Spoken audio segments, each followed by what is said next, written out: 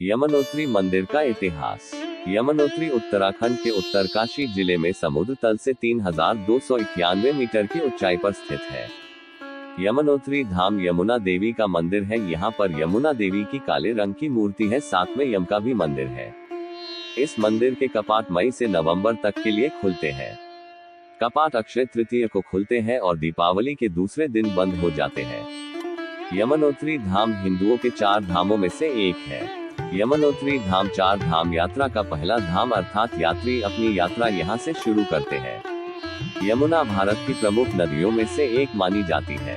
यमुना नदी वास्तव में एक जमी हुई बर्फ की झील और हिमनद चंपासर ग्लेशियर से आ रही है।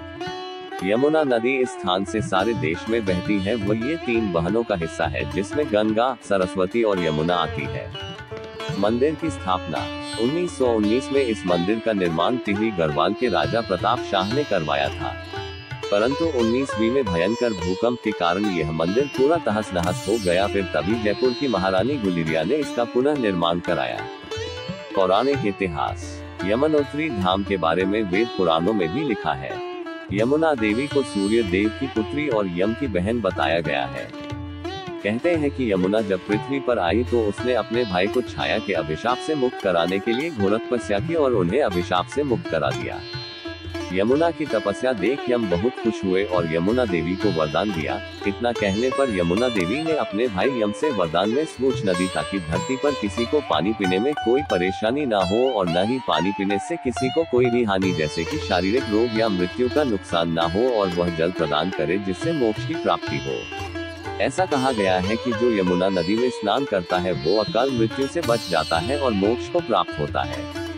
जैसे कि एक और कहानी बताई जाती है कि यहाँ पर एक असित मुनि नाम के ऋषि ने अपनी कुटिया बनाई थी। वह हर रोज गंगा और यमुना में स्नान करते थे। जब उनके आखिरी दिन चल रहे थे तब वह इस हालत में नहीं थे कि वो गंगा नदी तक जाकर स्नान कर ले। तब गंगा नदी उनकी अपार श्रद्धा देखकर खुद उनकी कुटिया से ही उत्पन्न हो गई थी, ताकि असित मुनि अपने रीति रिवाजों को जारी रख सके।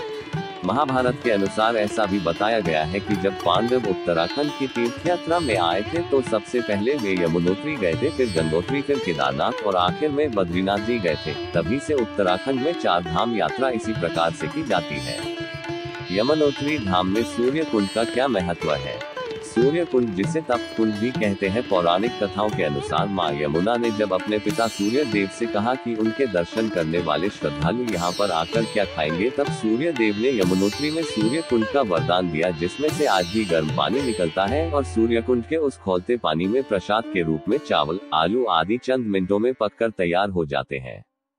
और यमराज ने भी अपनी बहन को वरदान दिया कि जो भी श्रद्धालु इस कुंड में स्नान करेगा वो यम की यातना से मुक्ति पालेगा।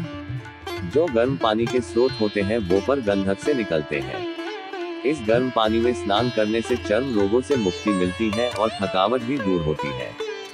यमुनोत्री मंदिर में दर्शन करने का सबसे अच्छा समय। यमुनोत्री धाम की यात्रा करने के लिए अप्रैल से जून और सितंबर से नवंबर माह का सबसे अच्छा समय होता है, क्योंकि मानसून के समय यहाँ पर अधिकतर बारिश और भूस्खलन का खतरा रहता है, इसलिए इस दौरान यात्रा करना काफी कठिन हो सकता है। यमुनोत्री धाम कैसे पहुँचे? हवाई मार्ग जौली ग्रांट हवाई अड्डा देहरादून। ट्रेन मार्ग हरिद्वार और ऋषिकेश रेलवे स्टेशन है। वहां से आप यमुनोत्री धाम के लिए सीधे शेयरिंग टैक्सी, पर्सनल टैक्सी या बस ले सकते हैं। सड़क मार्ग यमुनोत्री धाम जाने के लिए आप हरिद्वार, ऋषिकेश और देहरादून से आराम से जा सकते हैं, जहां पर टैक्सी और बस की सारी सुविधाएं उपलब्ध है। हरिद्वार से यमुनोत्री धाम की दूरी। यमुनोत्री का मार्ग हरिद्वार से हनुमान चट्टी लगभग 246 किलोमीटर दूर है। हनुमान चट्टी और जानकी चट्टी से अच्छी तरह से जुड़ा है। बस आपको हनुमान चट्टी पर ले जाकर छोड़ देगी। वहां से आप जीप द्वारा 5 किलोमीटर जानकी चट्टी जाना होगा। जानकी चट्टी से यमुनोत्री धाम के लिए 6 किलोमीटर का पैदल मार्ग है। हनुमान चट्टी से 13 किलोमीटर और जानकी चट्टी से 6 किलोमीटर दूर यमुनोत्री मंदिर है। जानकी चट्टी से यमुनोत्री मंदिर तक 6 किलोमीटर का ट्रैक है, जिसके लिए आप पैदल, पोनी, घोड़े या पालकी और छोटे बच्चों के लिए टोकरियां भी उपलब्ध रहती है।